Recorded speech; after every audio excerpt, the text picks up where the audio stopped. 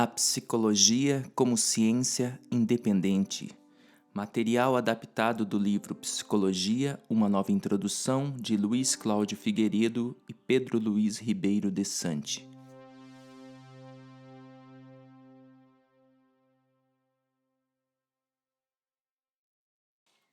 Subjetividade privatizada. A experiência da subjetividade privatizada, em que nós nos reconhecemos como livres, diferentes, capazes de experimentar sentimentos, ter desejos e pensar independentemente dos demais membros da sociedade, é uma pré-condição para que se formulem projetos de psicologia científica.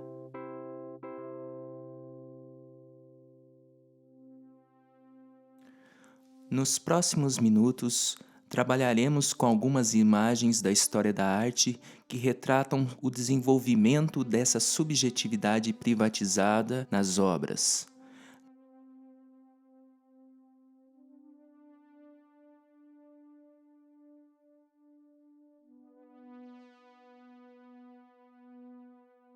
Nosso enfoque será analisar aspectos socioculturais que constituem a obra.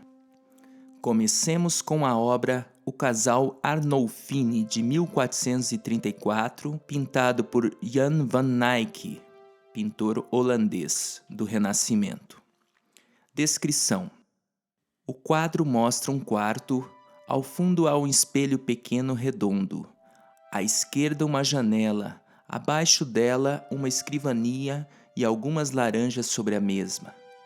Ao lado da escrivaninha, um homem com um casaco que cobre quase todo o seu corpo, aparecendo apenas as botas, segura a mão de uma mulher grávida que usa um vestido longo que arrasta no chão, e a mão esquerda sobre a barriga, chamando atenção para o fato de que está grávida.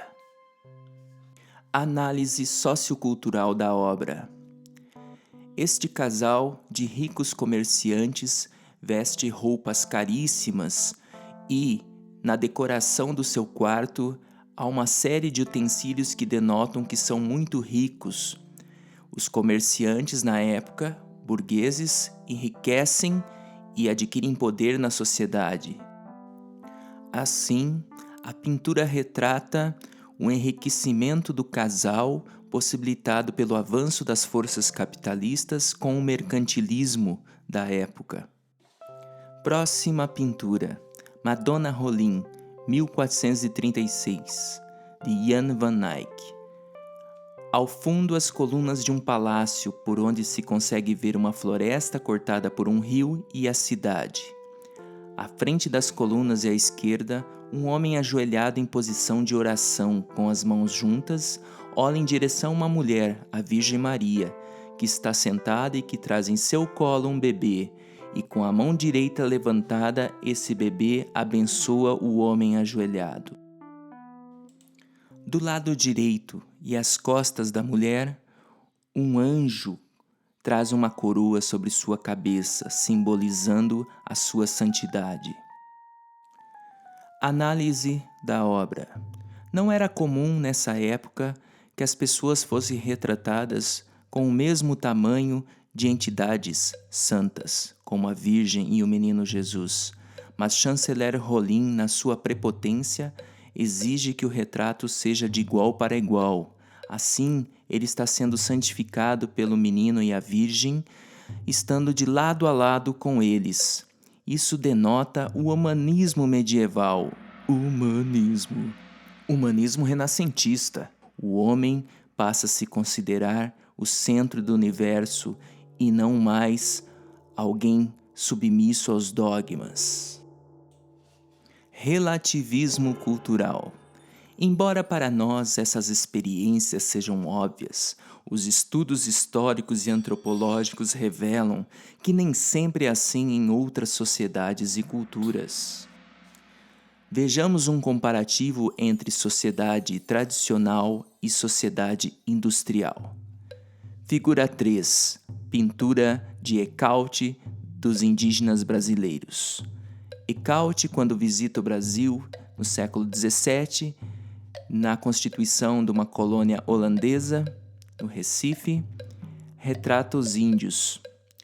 Nessa figura, há alguns índios dançando em roda. Os mesmos estão nus e alguns usam cocares de penas. A maioria está com os braços erguidos, segurando em uma das mãos uma flecha. Ao lado direito, fora da roda, estão duas mulheres, também indígenas, com uma das mãos sobre a própria boca, como se estivessem conversando em segredo. Um aspecto importante dessa obra é aquilo que não podemos ver, mas podemos deduzir. Ecaute, um pintor europeu do século XVII, retrata os indígenas. Mas que índios são esses que ele está pintando? Eles têm corpos esculturais, parecem deuses gregos. Sempre temos esquemas mentais que nos ajudam a perceber o mundo, esquemas que fomos construindo devido à nossa cultura. Quando enxergamos alguma coisa, não enxergamos de maneira pura, enxergamos com os olhos dos valores culturais que fomos criados. Pintura 4, de Tarsila do Amaral, Os Operários. Nesta obra está retratado à esquerda 6 chaminés de fábricas, com um deles saindo fumaça. Cobrindo todo o restante da tela, há vários rostos, aproximadamente 50, um bem próximo ao outro.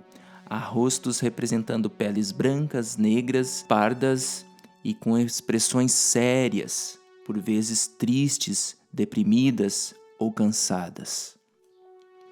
Se pudermos fazer uma analogia, diremos que essas cabeças empilhadas parecem os produtos dessa fábrica, mas são estes os trabalhadores que estão produzindo na fábrica.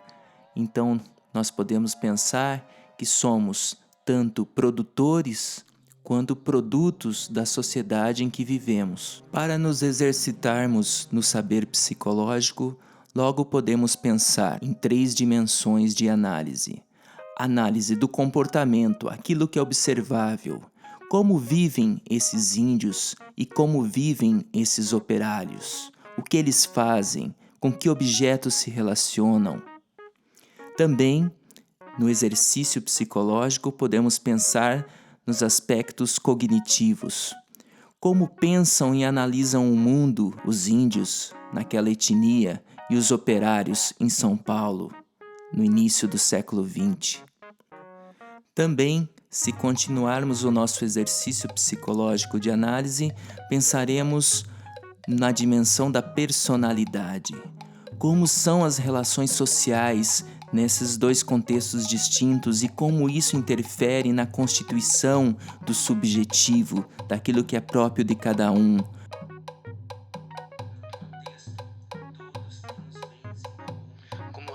E o peso da tradição é muito forte, e em outro contexto onde cada um tem que vender a sua força de trabalho para conquistar seus bens na vida, e a individualidade se destaca. Por isso podemos pensar que na modernidade ocorre uma crise da subjetividade.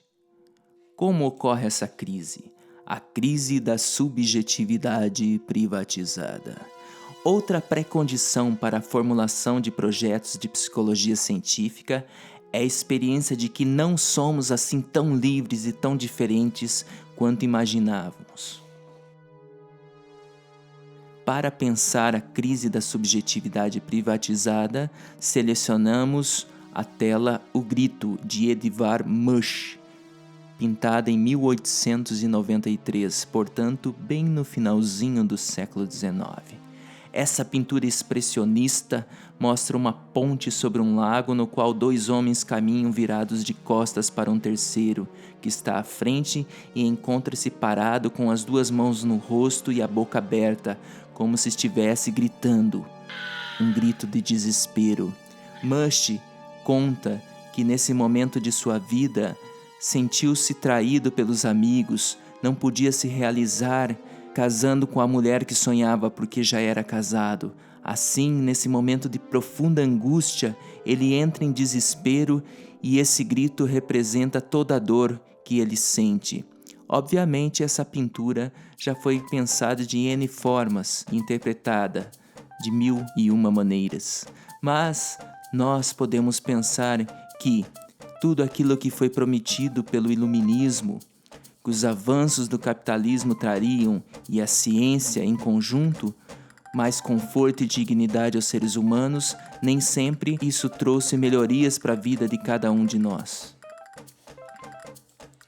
Assim, quando pensamos na crise da subjetividade privatizada, temos a suspeita de que há forças invisíveis nos controlando e que não conseguimos espontaneamente ver com clareza as causas e os significados de nossas ações, que nos leva a investigar o que há por detrás das aparências. Outro exemplo do próprio pintor, retratando agora o início do século XX, são trabalhadores retornando para casa. Edvard Munch pintou essa tela em 1913 a 1915. Representa os operários caminhando por uma rua ladeada por casas. Por essa rua caminha uma multidão de pessoas, sendo a maioria representada sem rosto. Em destaque, à frente da obra, a figura de 4 homens, todos com o rosto mais detalhado, mostrando expressão de cansaço. Usam chapéu e roupas gastas. A pintura expressionista sempre traz a deformação da figura humana. Retrata ou procura retratar os sentimentos mais profundos desses seres humanos e transpassar isso para a tela. Assim, nós temos, na constituição da subjetividade privatizada e na crise dessa constituição, projetos de previsão e controle. A suspeita de que a liberdade e a singularidade dos indivíduos são ilusórias, que emerge com o declínio das crenças liberais e românticas, abre espaço finalmente para os projetos de previsão e controle científicos do comportamento individual. Este será um dos principais objetivos da psicologia como ciência a serviço das disciplinas. Regime disciplinar ou disciplinas. Redução dos inconvenientes da liberdade, das diferenças individuais, mas a sua atuação é dissimulada, pois cremos que somos livres. Ali, no regime disciplinar, estão as grandes agências sociais, as escolas, as fábricas, as prisões, os hospitais, os órgãos administrativos do Estado, os meios de comunicação de massa, etc., etc. Mas a psicologia também abre espaço para uma aversão ao regime disciplinar. Ela vai, ela fará, ela quer. Problematizações teóricas e práticas das subjetividades totalmente avessas ao regime disciplinar e que alimentarão muitas das escolas contemporâneas do pensamento psicológico e principalmente suas incidências na clínica e na educação. A título de exemplo, temos a foto de Sigmund Freud, nascido em 1856 e morto em 1939. Um homem de meia idade, retratado de cintura para cima, tem poucos cabelos na frente e barba branca. Usa terno e com a mão direita segura um charuto. Freud explica.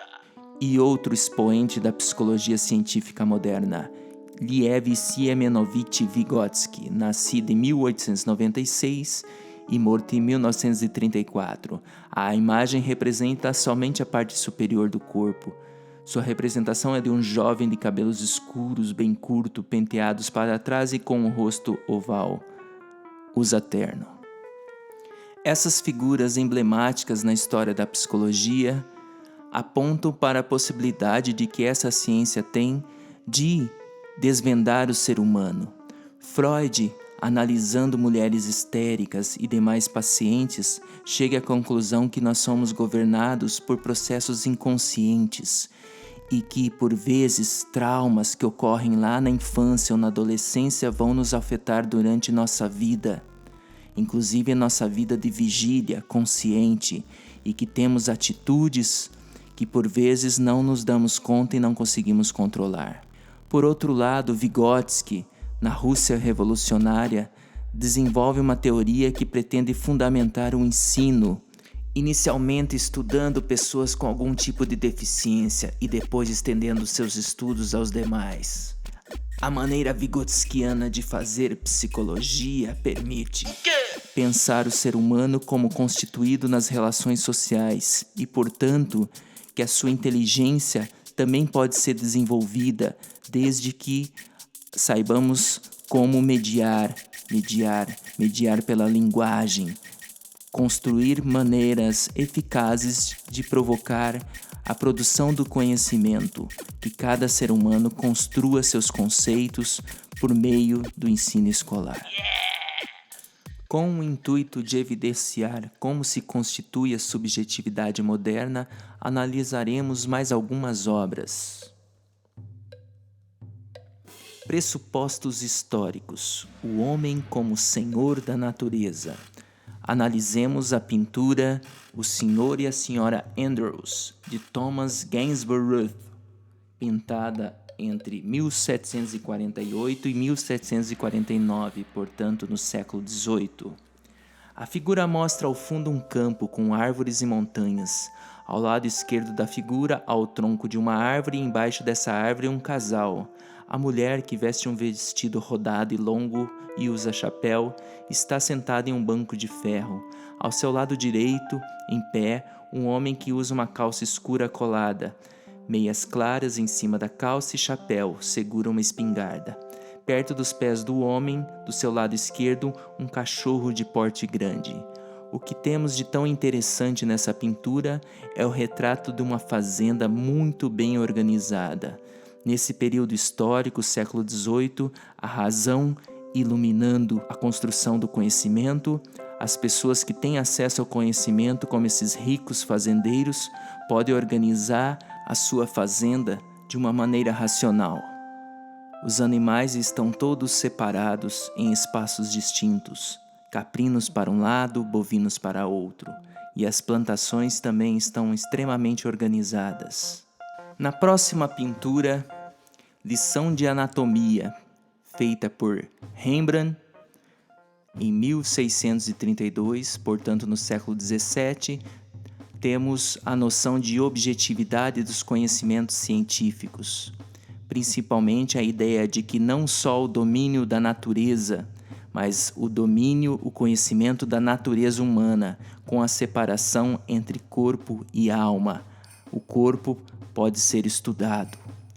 O quadro mostra 8 homens com roupas pretas e golas brancas, todos em pé e próximos à cabeça de um cadáver que está deitado em uma maca e sem roupas. Um dos homens está à esquerda, usa chapéu e segura um instrumento, tesouro ou pinça, próximo ao corpo, à altura da cintura do cadáver. Todos olham em direção a esse homem, enquanto um homem que está à sua direita faz anotações em uma folha. Essa pintura foi encomendada pela Academia Holandesa de Medicina da época, e Rembrandt ficou muito famoso ao pintar essa tela. O jogo de luz cria um efeito substancial para que a tela fique genial. Mas o objetivo não é analisar a arte agora, então vamos adiante. Próxima pintura, A Experiência com uma Bomba de Ar, pintada por Joseph Wright, pintor inglês do século XVIII. Esta pintura foi feita em 1768. Quadro com fundo escuro, 10 pessoas estão ao redor de uma mesa redonda. Bem ao centro da tela, um homem segura um tubo de vidro com um pássaro dentro. Será que o passarinho vai morrer? Essa gaiola está presa a um suporte que está sobre a mesa. Sim, vai ficar sem oxigênio. À direita desse homem, o cientista, está quem? Está um casal de namorados. Eles se fitam e não estão nem aí para a experiência. Do outro lado, o menino que segura a corda que suspende a gaiola. Fica se perguntando, e agora, o que vai acontecer? Perto dele, um outro homem está sentado e com a cabeça baixa. Todos usam trajes da época. Não sei se essa descrição ajuda muito, então vamos direto para a análise. Pensemos que no lado esquerdo da tela temos um casal. Este casal está enamorado. Estou enamorado. Estão completamente alheios à experiência científica que acontece ali. Porque a paixão faz as pessoas ficarem alheias. Do outro lado da tela, um rapaz segura a gaiola e se pergunta, e agora, o que irá acontecer? Ele não sabe. O que vai acontecer com aquele pássaro? Essa é a experiência da bomba de ar. As pessoas se encontravam à luz da lua, ainda escondidas, e isso é pleno século XVIII, para estudar ciência. Obviamente, a figura principal da tela que olha para o espectador é o cientista, e já desde muito tempo é retratado como louco. Olha o cabelão dele, olha os olhos arregalados. O pai, ao lado, tenta explicar para as meninas a importância disso tudo, mas a menina está com medo, amedrontada. Tapa os olhos para não ver o fim trágico. Ao lado direito, sentado na mesa, a figura clássica do filósofo. A filosofia se pergunta: o que será de nós com essa ciência? O que será da humanidade? Até onde iremos com nosso conhecimento científico do mundo? Mas também temos uma figura emblemática. Mais ao lado esquerdo, um rico comerciante da época controla com o seu relógio a experiência, o tempo da experiência. Será a burguesia que se aproveitará muito bem dos avanços da ciência para poder melhorar a qualidade dos seus produtos e a quantidade, a produção em série. Enfim, é isso. E agora chegamos no último slide que será trabalhado na aula de hoje. Psicologia, a busca de outros métodos científicos Ou outros métodos que a diferencia das outras ciências. Temos uma foto. Nessa foto, 6 homens, todos usam terno e gravata. Um deles está sentado em uma escrivaninha e os outros 5 estão ao seu redor, sendo 2 à sua frente e 3 do seu lado direito. O homem sentado olha em direção aos homens à sua frente que parecem falar algo. Este homem sentado é Wilhelm Wundt, o pai da psicologia científica, e ali retratado o primeiro laboratório de psicologia científica da história.